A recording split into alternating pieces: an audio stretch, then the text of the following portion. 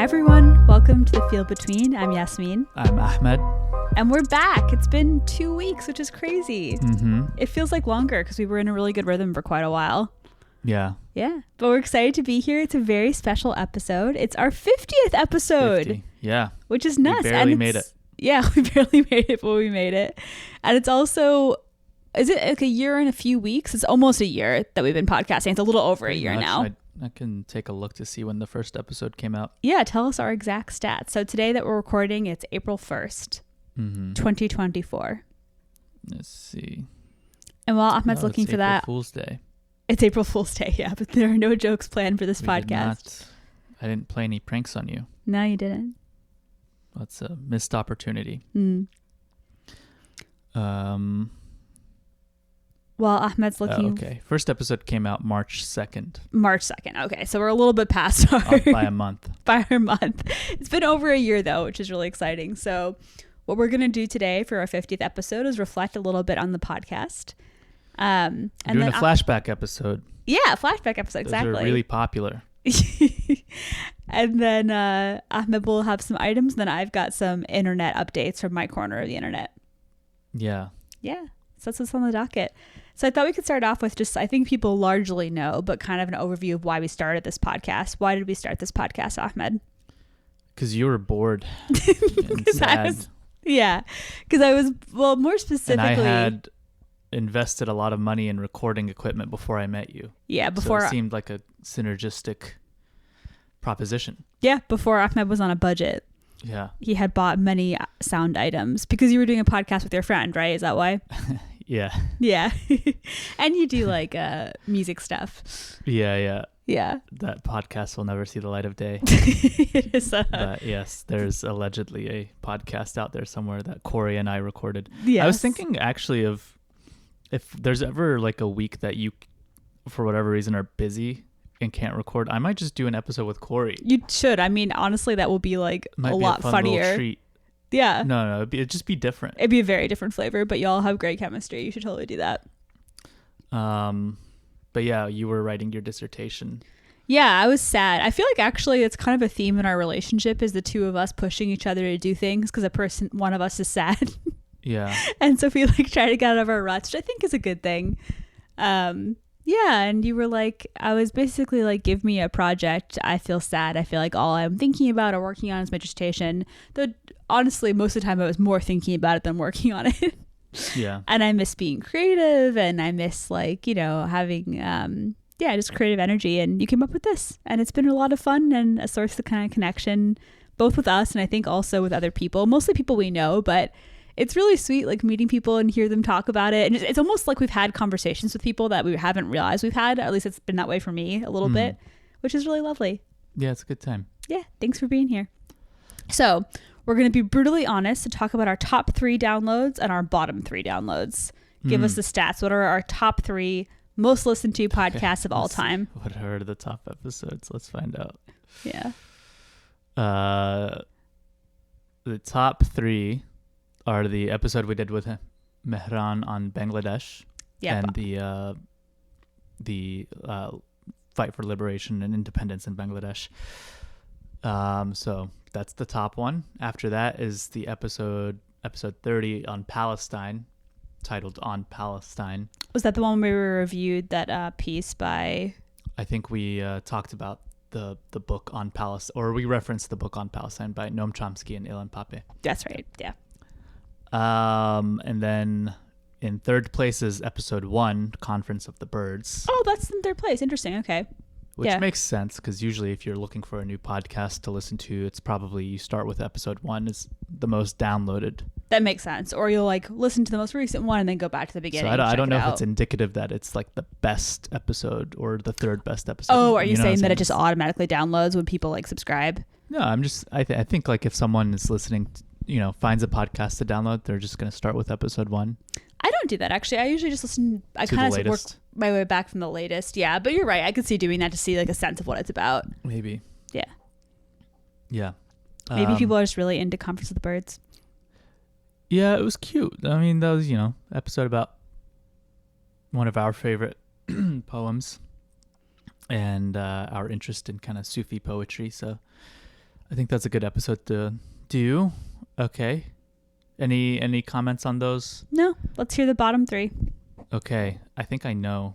I know one. I don't know the other 2. So the episode about icks is the bottom episode. That really offends me because I thought that was a very like cute, like coupley episode. That's the bottom, even that's below your like your rest stop thing.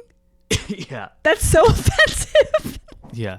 And then second is the one where I was driving to Pennsylvania and was just recording my thoughts on various rest stops, which I thought was really cute, but yeah, it was a bit niche, so I'm not shocked. Niche. Yeah. With the ick one, y'all, do you not like hearing about icks? I love hearing about. I thought that icks. one would have done better, to be honest. Yeah. With you, but I guess people like it more when we talk about the things we like about each other, I suppose. Which is not what usually people like the drama. Yeah. Well, that's actually kind of sweet because I feel like podcasting can be kind of a negative space. So I'm glad that we've got a positive crew. Yeah. And then I should have actually done this backwards so this is like number 1 of the bottom 3. Like the most listened to out of the 3 or the worst? Yeah. Okay. Palestine news commentary. It's episode 46. Just kind of a news roundup. It's a news roundup. Yeah. Yeah. All right. Then under that is the one about Oppenheimer and Arundhati Roy, which I think should have been listened to. Actually, this one's tied. It's tied for the top of the bottom 3. Is Arundhati Roy and Arundhati Roymanheimer. Also a great title. Deserves more listens for that alone. Yeah. It might have been that the title made it so that people didn't listen to it because they're like, what is when this? you're looking at it, you're just like, what the fuck is that? Oh, maybe they didn't realize it's about Oppenheimer. Yeah. Or Arundhati Roy. So we destroyed we made it so that the legibility. you could not get that it or ascertain that it was about Oppenheimer or Arundhati Roy. If we had just gone with one or the other. Yeah. Another thought for the icks is maybe like it wasn't clear enough that it was relationship icks. I feel like that might have been clear and not just like general things that you don't like. Because I feel like it's more interesting to know about like what's difficult in a relationship. Yeah. Yeah. We get a big old May Allah awaken the people. And have them listen to. I was actually going for the boo. I should label these because. Yeah, that might be helpful. Nope. That's. But it's kind of nice to have it be random. Just imagine there's a boo there. Okay. Anyway, so. Yeah. And then the Passion of the Christ episode is kind of down there too, but not bottom 3, which is what we're talking about. That was still decent. Anyway, that's it. I'll say what my top 3 were, and I'll say why. So probably these are all like level with each other. They're not in order. These are like my top 3 generally. I love the Techno Jahannam episode. That was super fun. So you wrote a whole script for that, and some of your friends acted it out. You and I wrote little ads. Yeah, listen to that one because I was thinking about doing a second one. Yeah, that one's pretty well listened to. It's okay. Yeah, but really for the hard amount of work himself. That goes into it. But you don't just do it for the listens. You also do it for the love. You do Yeah. just do it for the listens. Okay. Yeah. Well, that's on you. Yeah. But yeah, no, there was like a whole skit. It was kind of like a really fun sort of sci-fi fantasy thing that Ahmed wrote. It was fun to watch it come to life. And then the small part that I helped out with is you and I wrote the ads together. Yeah, that was fun. Yeah, I'd never done that kind of writing before. So it's just like a really fun process to like brainstorm to be and a sexy robot. I got to be a sexy robot. Yeah. And you really like walked me through kind of how to like think creatively in order to like come up with like a little sketch. Right. So I really enjoyed that. I'd never done that kind of writing before. Yeah. And I just liked being sexy. Do you remember recording your part? Oh my God. Yeah, that was I had to excruciating. give you so many notes. Wait, why? And you got so frustrated with me. Why again? I can't remember. Because I don't know. I think you weren't being sexy enough on the thing. I don't know. I think you I think I sounded too stilted. Yeah. Like you weren't stretching out the right parts of the word. Right. And like going you were talking too quickly. That was it. That's what I always do when I'm nervous. Yeah. Yeah. I was like, you really have to slow down. Yeah. Like, really, like, and savor my the words. big thing that I've learned as a compensating strategy. So for example, when I'm doing public speaking as an academic, is that I go you actually helped me figure this out when I was prepping for the job market, is that when I'm reading a script, I go much faster. So what I generally do now is I practice enough that I can kind of just talk off of talking points. But yeah, anyway, I'm not going to memorize lines for like a 30-second skit. Yeah. So a lot of people don't know this, but I am a trained actor. Right. So I was, you got frustrated with me, but you got lessons from a trained actor. Because you took an acting class in undergrad? 2 acting classes. 2 acting classes, my bad. Yeah. Yeah. But just to finish my thought, I was going to say that I read too fast when I'm reading from a script. But for that, I had to read from a script. So I just kind of ended up, it was very frustrating for me to slow down. Uh-huh. Yeah. Yeah. So there's that one. Another of my favorites for my top 3 is Don't Ask, Don't Tell, but Make It Muslim. And that was a response that we made to the letter that went out by a lot of imams that was kind of very homophobic. And I liked that one just because I felt like it was timely. It felt really good to be able to have an outlet and talk about something that we were thinking about a lot. And I thought we did a pretty thorough job going through it. That one's down there. It's what?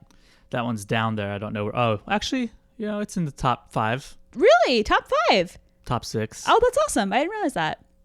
Top 6. Okay, cool. Yeah. Is it number 6? It's number 6. Okay, nice. So it's close to top 5.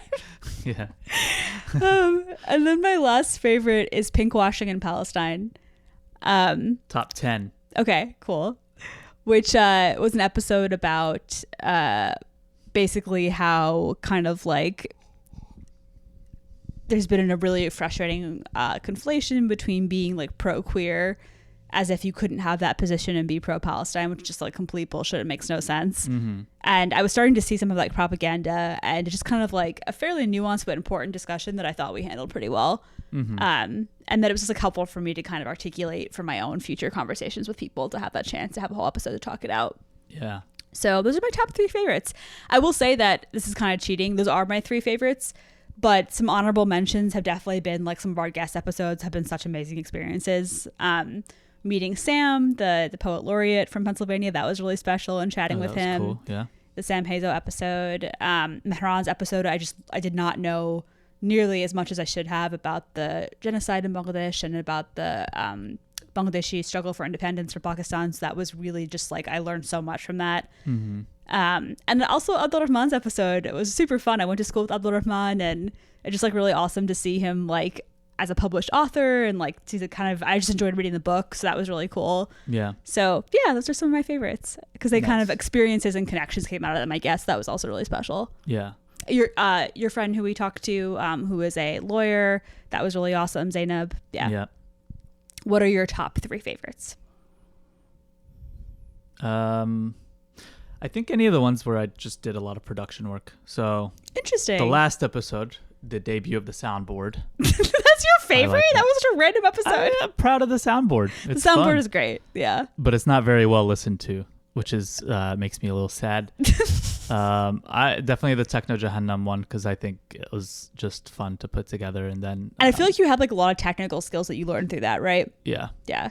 and then the one with Mehran. Yeah, I think that was a great episode, important. So yeah, listen to those. I think that's our recommendation if you're That's not what this is about, though. No, that's what this is about. No, it's if you're not. getting into this podcast and you're looking for the best of the best, Uh-huh. I'd go with those. Right? Yeah, but I think I'm more trying to come from a reflective space, but that's also a fair reflective. message. Yeah. Yeah. Yeah. I don't have a least favorite. I'm trying to think.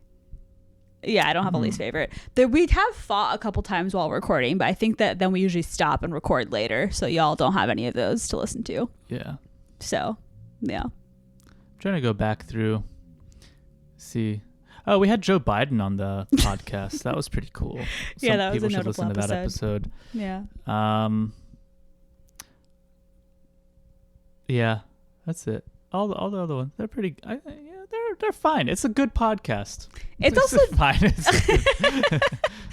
I will not also, the best, but it's not the worst. I will also say that it's just a fun practice. It's nice to set aside this time. It's nice to have time to kind of reflect. Yeah, it's a lovely time. Mm-hmm. All right, now that we've done our beautiful reflection for our top 50, I'm going to say here now, I'm committing us, our episode 100 is going to be something very special. We will try and do something very produced for that one. I'm committing on air. That's probably about a year from now, so I can make that grow our listener kind base of commitment. Yeah, by then. I also just want to enjoy it. Yeah. Well, that's what I enjoy about it. Nice. Well, that's fair. Seeing something grow.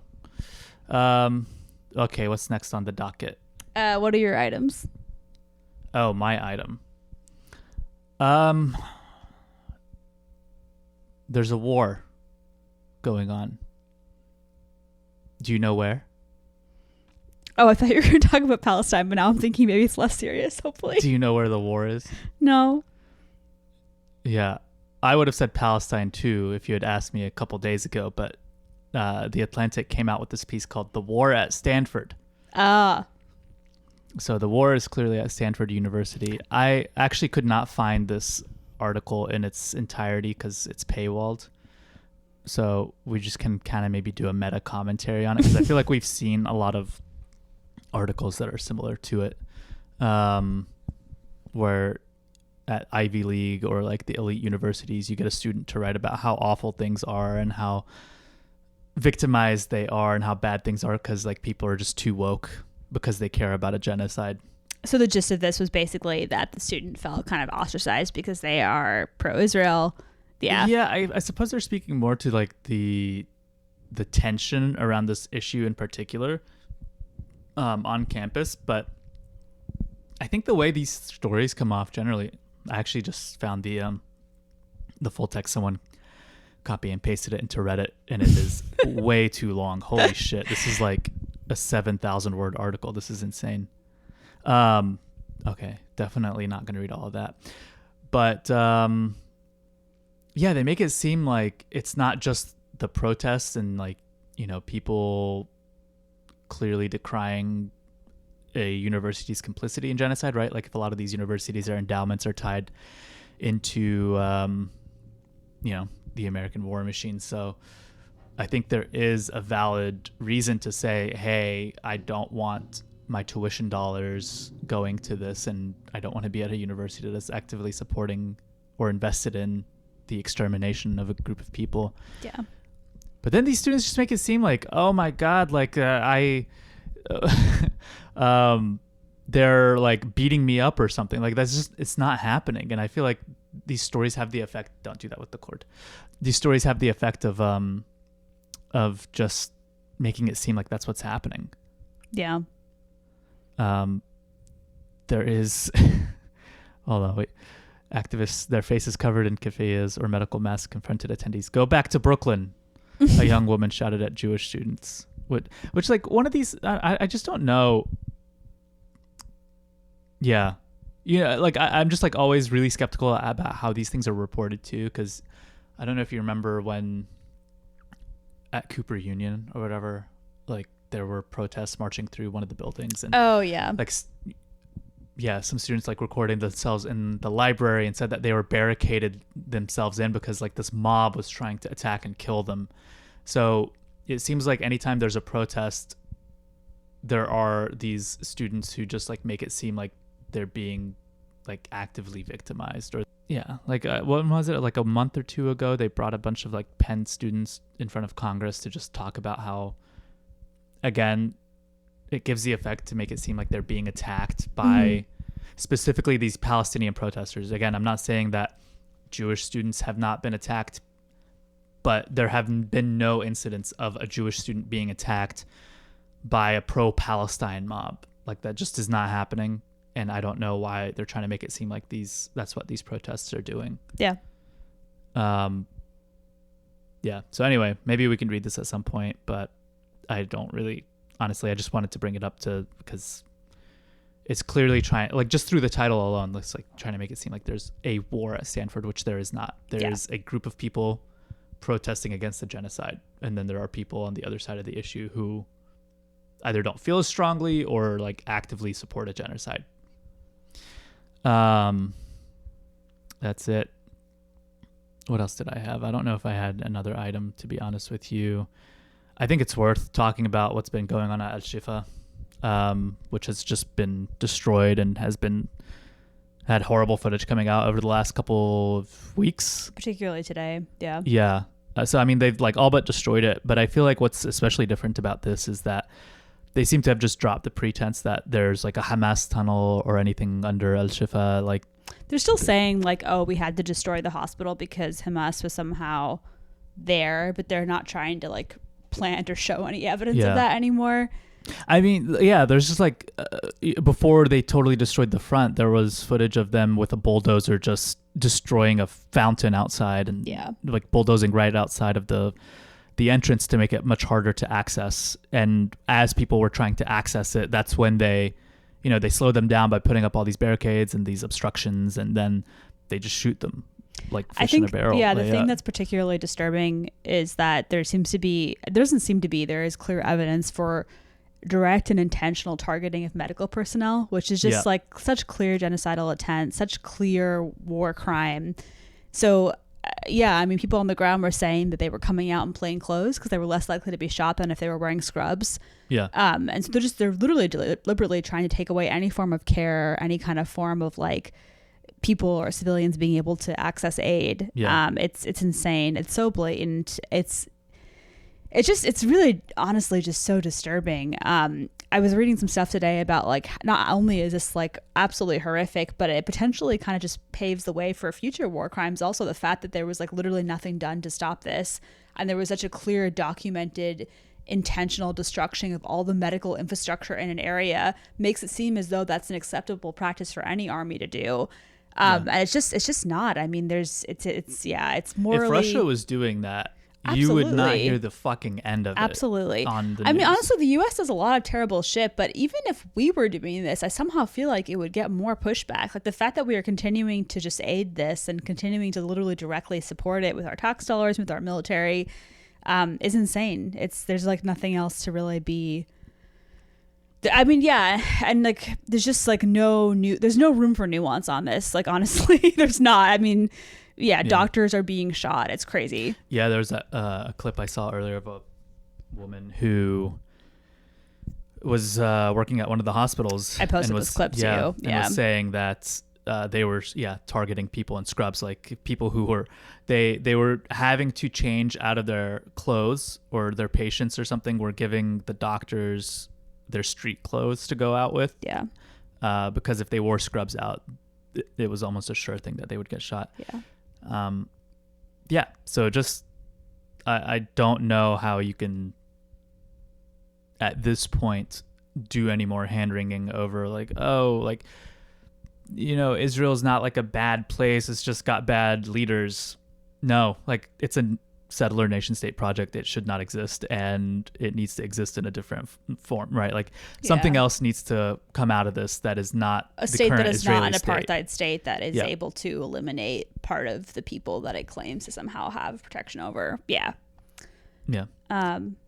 think that's all I had to say about that, but I'm glad that you mentioned that, because I mean, at the time of recording, just today in particular, we've seen a lot of horrific images, and it's important to. And I don't think we hadn't recorded this time, but even before, like, I mean, you're just seeing people trying to walk back to northern Gaza, and people just walking among the rubble of Gaza, and aerial footage of like snipers just shooting them in a way that almost looks like they are toying with them. I don't know if you saw this. But it's really horrific, like people getting shot and maimed, and then like just executed, walking in a group, clearly unarmed, waving white flags, and then them going and like burying them with like bulldozers and things like that. So, it's just been horrific. And at the same time, the U.S. has allocated, several $1 billion more, and more weapons transfers, and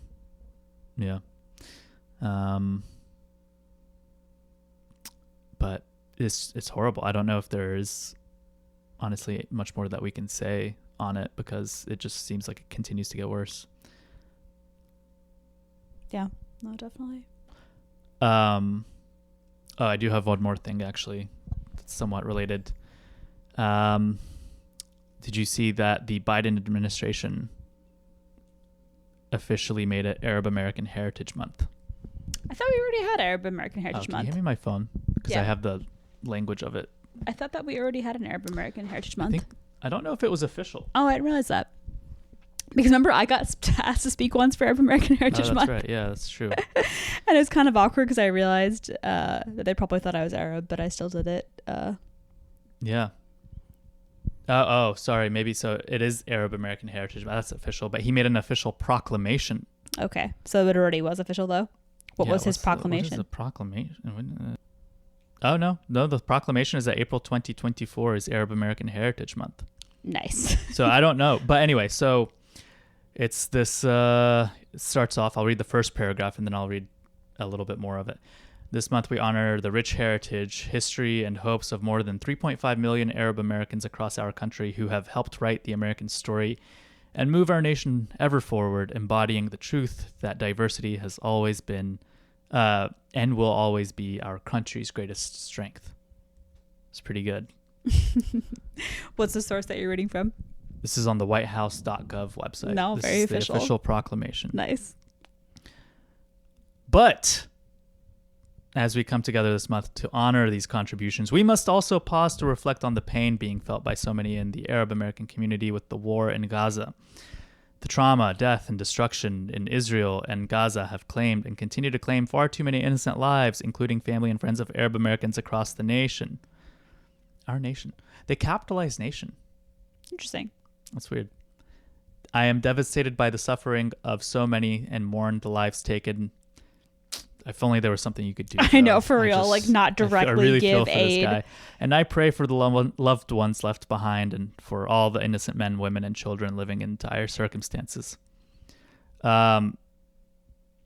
He invokes and talks about the need to free the hostages taken during the brutal October 7th Hamas attack.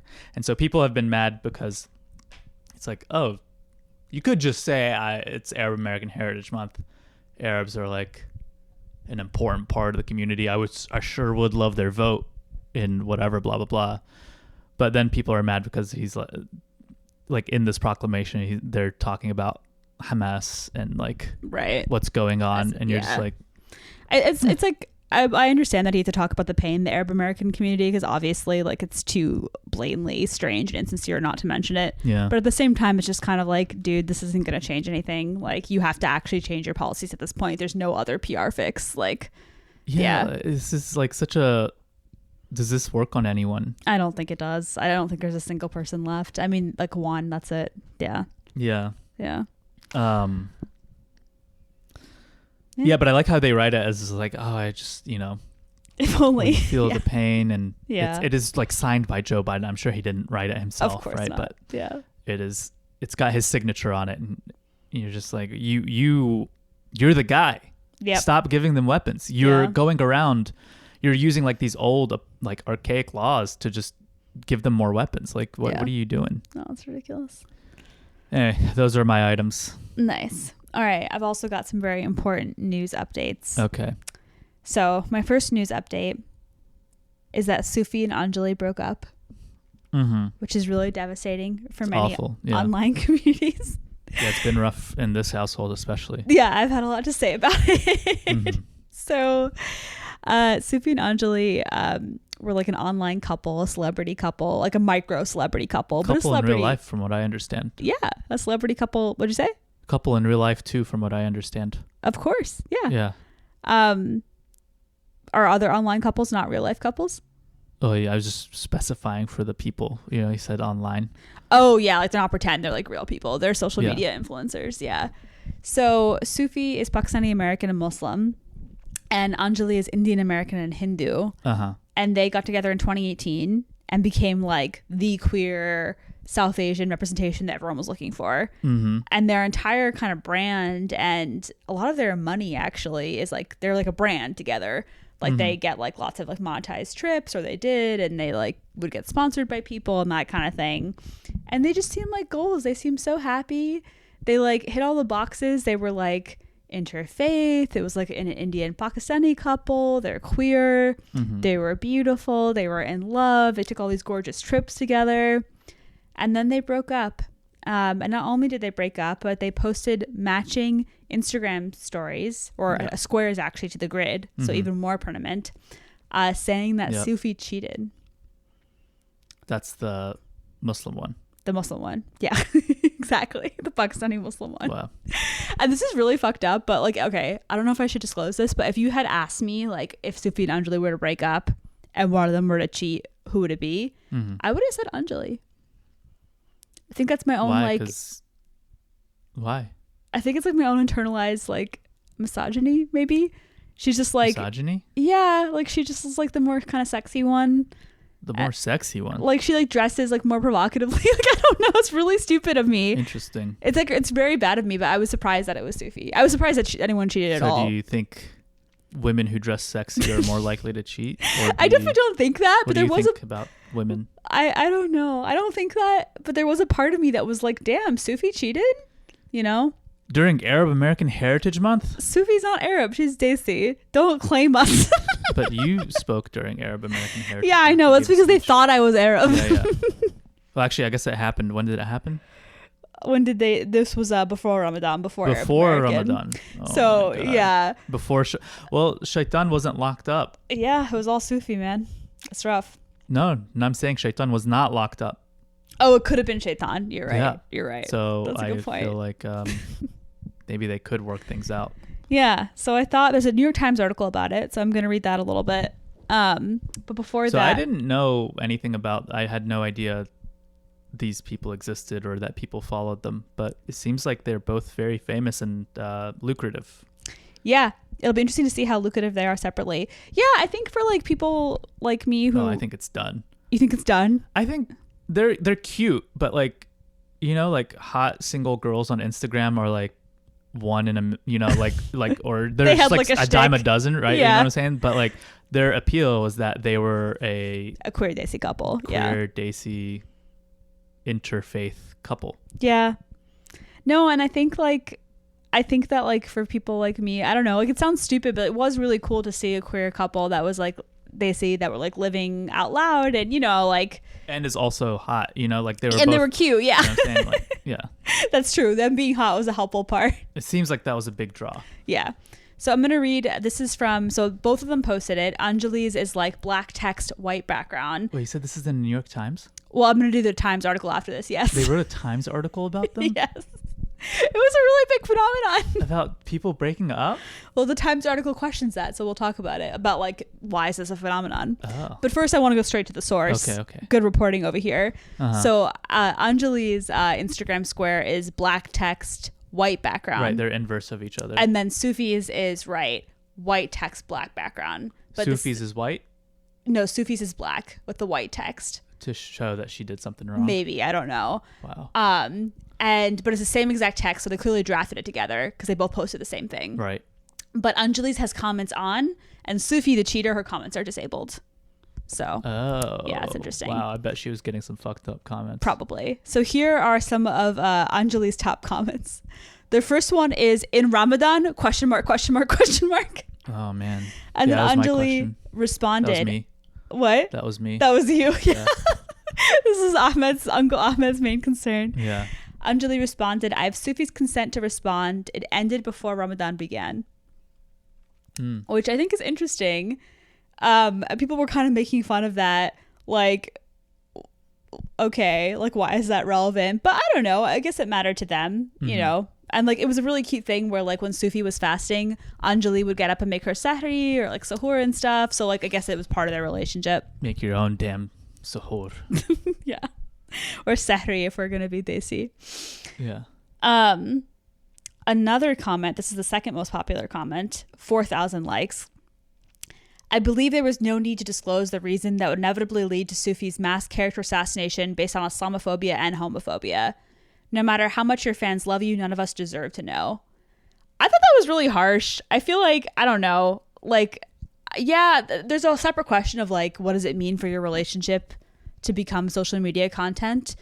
But I don't think it's like, I don't know, it's not like an Islamophobic thing to be like, yo, my partner cheated on me literally 4 months before they were about to get married, and she's been planning the wedding, and like Anjali's like also an event planner on the side, so she was like super excited about it and like has been going to India to get clothes made. Like that's so fucked up, you know? That's like devastating.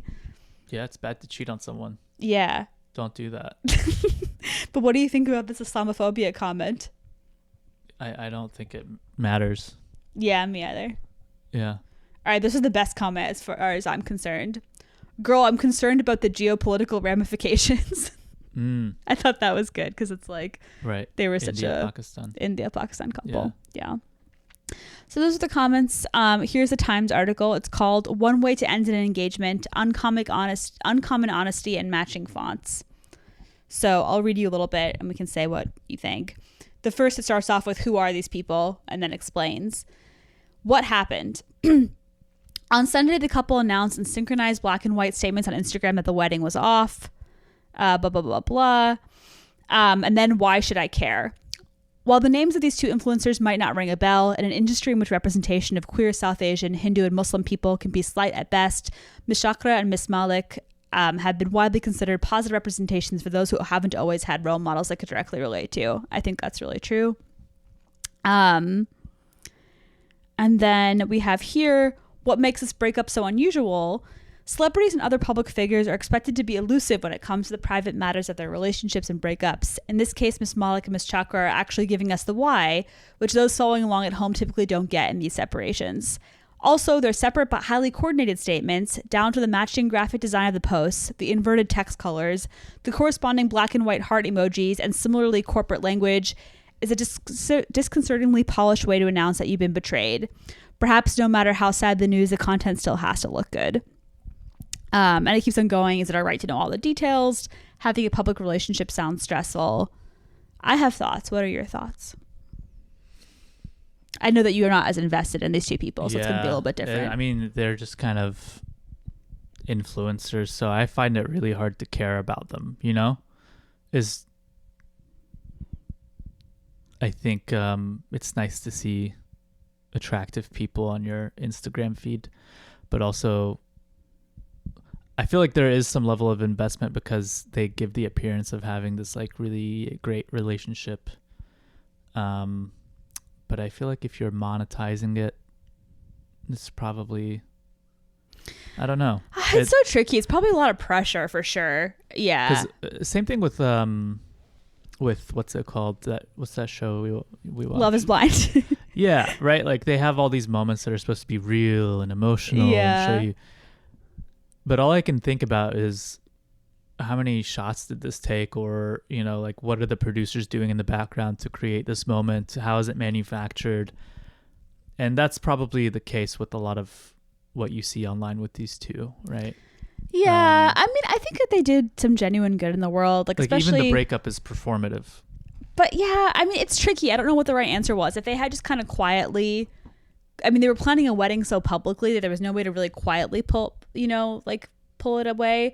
The cheating thing is interesting, but maybe Anjali was just pissed and was like, yo, I want people to know the reason why. It's not my fault, which is true. Mm. Yeah, I mean, Anjali. Did they say who she cheated with? No, they did not. Anjali did some good work, has done a lot of really cool work. I will say, just putting it out there, not that I'm ever going to get to meet either of these women, but like I genuinely do admire them both. And I think that they're like more than just kind of average influencers.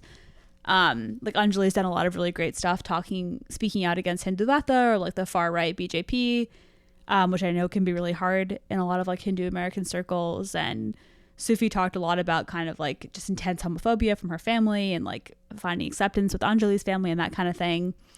But yeah, there is something kind of performative about it. But also, I don't know if this is too harsh, but I wonder if like in a social media world, we're all doing kind of lesser degrees of that a little bit. Because like someone could definitely look at like us doing this podcast, even though it's like very small scale, and be like, oh, like, but we don't just talk about a relationship, but like, I don't know, we all are performing somewhat, I guess, on social media. Damn. I don't know. I mean, it's not the same. We don't make money from this. I would love to. Yeah, you've made that clear. That would be nice. Yeah, I got that. But more people need to listen to Techno Jahannam. Yes, okay. You know? Yeah, I don't know. What do you think? I think cheating is bad. All right. And I think... It's your hot take. That's my hot take. And do you want me to give a controversial asterisk, I think, for that? What? Cheating is bad, but if you were younger than 21, it's not the end of the world. And sometimes... Well, it's never the end of the world. What do you mean? I mean, it's like a shitty thing to do. Having sex with the Antichrist? Like, it's not the end of the world ever. We have slightly different perspectives on this. I think it's obviously always a bad thing to do, but I feel like when you're really young, sometimes it's better to do that and figure out what you want than to like... Hold on, I'm sorry. I think the saying it's not the end of the world is such a funny way to just like justify it. Because you're like, Well, I'm not killing 8 billion people, so therefore there is some leeway here. It's a figure. You have to obviously judge it according to its like impact. It's a figure of speech. It's not the end of the world, but it's like it is the end of a relationship and the end of someone's trust. It should be. But I don't know. I think that like I think because things are so clearly defined now also by social media, like when you're in a relationship, when you're not, I just think things should be more fluid when you're young. I don't know. That's whatever. That's a separate conversation. Yeah. This is these two should not have cheated. They were serious. They were older. Yeah, I mean, I guess it's good to do it before getting married. Yeah. Yeah. But it sucks that they probably put down some deposits on the venue. It's true. Yeah. Yeah. What kind of wedding were they going to have? I don't know, but probably the most beautiful Hindu Muslim Desi wedding ever. Sponsored by like Diva Curl or something. Probably. Yeah. Okay. Yeah, but no, but the clothes that she was like getting, that Anjali was getting made in India looked really beautiful. And those were like by like local designers, I think. But yeah. That's it. I was gonna give a update on Christian Fundamentalist YouTube, but I think that requires more prep to really like introduce all the characters, and it's a very different world from this one, so I think I'll just leave it there. Yeah. But seriously, we were a little snarky here, but not that they'll ever listen to this, but just in case, I do think they're genuinely both seem like really cool people, and I'm sorry they're going through a hard time, and I don't really know what the right answer is when you're navigating something like that publicly. I don't know that there is one. I mean, yeah, what would you do if you and I like got divorced? Say this podcast gets 10,000 downloads a month. And then we somewhat public, and we like break up. Yeah, I would honestly probably make an Instagram post just to make it clear what you happened. would make an Instagram post. Yeah. Oh what if you what were am I gonna do? Just like you're imagining I'm the one who wronged you. I am. Okay, what if you were the one who aired? Well, I mean, in our case, I feel you'd be like, oh, well, I don't know if I'd make an Instagram post. I'd make an Instagram post. In our case, I mean, you know, would we knows? Make matching Instagram posts? I don't think so. No, because they'd be like such a fucking like but betrayal. I don't know. Like, I was gonna continue say, talking to the other person and like planning logistics with them and being like, we have to make sure this looks good. But look, I think what I would say is that I would feel like I owed something, and also I think that just like logistically, I would want to make it clear. I mean, this is so sad. Like, God forbid, astaghfirullah, but I would want to make it clear that we weren't together anymore. I wouldn't necessarily give the why. Also, in our case, I'm pretty confident, you know, knock on wood. I can tell you we would not have matching Instagram posts. But I'm saying I probably would post about it on social media as part of my moving on process. Or I'd probably have a post of me being like single for the first time in a long time. Wow. Yeah. Okay. But like, honestly, what else are you supposed to do? Otherwise, people are going to be like, is he dead? Like, what happened? You know? Right. Yeah. Again, you're assuming that I'm the one. No, even if it was me. If it was you would still have a post be like single for the first time. No, not in a shitty way, but I think you do have to communicate where you're at. You know what I mean? I mean, that's how I knew you were single. You were working out, you know? Yeah. Yeah. But I didn't have a post on the grid saying I was single for the first time in a long time. No, but you basically... And I also never posted that I was single. You basically posted that you were single. I didn't basically post it. You asked. Posted workout photos. You were clearly single. You can do that when you're with someone. You don't post those kind of photos anymore. Yeah. But, I mean, I'm just saying you can. You can. No, you clearly were single. You were signaling. That's my point, is that people do signal these things, you know? So, like, is there really more shame in saying explicitly? I don't know. Mm-hmm. There's not shame. There's just kind of... I don't know.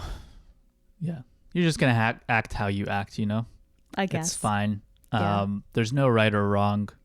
I mean, if I died, you'd post about it, right? You would be like, I'm sorry. You know? Like, yeah, I would say I'm sorry. Sorry. I'd say sorry. I'm sorry you're dead. Sorry to this one. Yeah. I'm sorry you're dead. I'm single for the first time in a long time. Yo, there better be some space between those posts. That's what I would say. There better be at least a year before that's updated. Oh my God, that'd be so messed up if you were like, my beloved wife is gone. I am now available. I am now single. Yeah.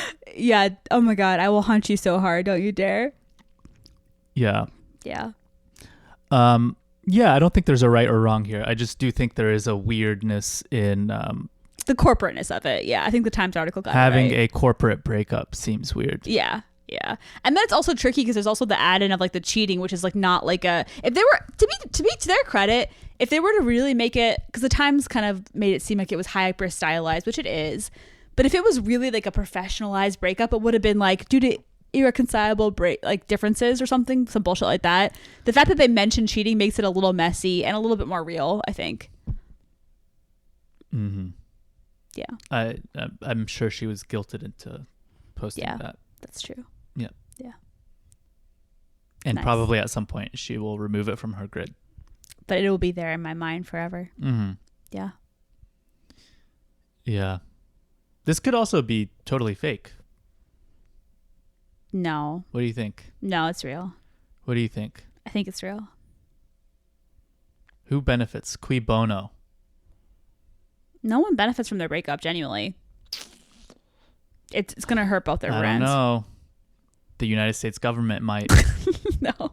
You create a rift between India, Pakistan, you play them against each other. Yeah, but the number of like queer people who care about this is not like a lot of those folks, not to generalize, but a lot And of them. Sufi's the one who cheated, so that's the Muslim one. Well, The that's what everyone's Pakistani- saying, is that it's like an anti-Muslim, anti-Pakistani move. Well, yeah, that's what I'm saying. You get more people to support India, Uh-huh. but then you're pushing Pakistan further into China's arms, which is not good geopolitically. So I'm having a little trouble mapping out the 4D chessboard here, but And also I a think lot the of U.S. government is involved. a lot of shitty Pakistanis won't claim Sufi, so because she's gay. She's gay. Yeah. So Interesting. it's a fine overlap between the gay Pakistani who is anti-India. Mm-hmm. Actually, I'm sure they exist, but you know, Yeah. the queers tend to be better on most issues, is my take. Mm-hmm. Everyone should be queer. As always, we extend an invite to the podcast if they want to come on here and work it out. No, I don't want them to listen to it because I don't want them to think I was mean in their time of suffering. What do we say? I didn't You're say right. anything We mean. didn't mean anything meanly. Yeah, I would love to meet them. I We want to said meet. they were attractive. They're so attractive. Both of them are beautiful. I want to meet Anjali. Okay. Are you just you're texting her? I would like to meet you for meetings. Yeah. Yeah.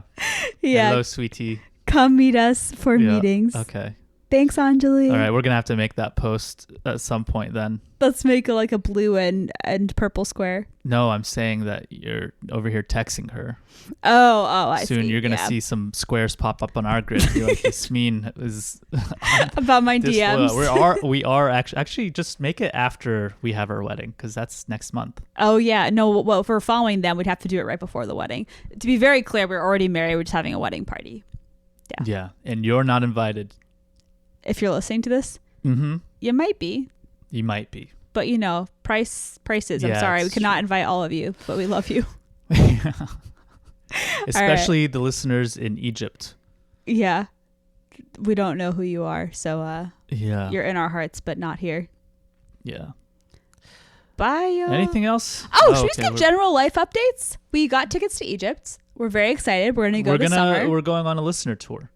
We're not going on a listener It's tour. sponsored by the Egyptian government because It is we're not. It is we're the not. 140th most popular podcast in Egypt. So I not think they're going bringing on a- us there, and We're not going on a listener tour. We're going because Ahmed immigrated from Egypt when he was 6, right? yeah, And he I has packed up my little suitcase and yeah, I left. all by his by lonesome. myself. No, he went with his family, but he's 32 now and has not been back, so we're super excited.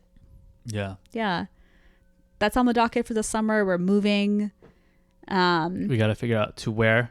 We're trying to figure out where we're moving. We're staying in Pittsburgh. We're just moving like apartments. And Ramadan's going pretty well. I'm not fasting at the moment. I'm on my period, which actually was perfect timing because I was really running out of steam. But generally, it's been a really nice community-filled Ramadan. We've gone to a lot of nice iftars. We had an iftar at our house, which was lovely. We had We've another been- salon. We had a salon. We've been reading our books separately. It's been good. Yep. We'll have more updates, I'm sure, next podcast after Eid. Yeah.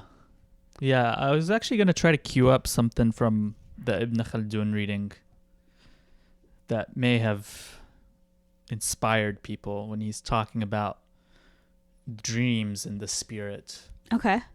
but I don't really have I didn't queue it up. We should queue it up for. We We'll need have to like. do another a cute episode. Yeah. Yeah. That's a good general thought. What's a good idea? Let's have we'll stay tuned for our next cute eat episode. Yeah. There's this part that talks about soaking a person in fig oil until Ooh, that's not cute. Let's save that. They might be able to tell the truth. Yeah. Or the future, rather. I think we need more context for this, so you should share it next time. Okay. Okay, everybody. All right. I'm gonna say bye. Okay. Bye. Bye. Oh, there it was.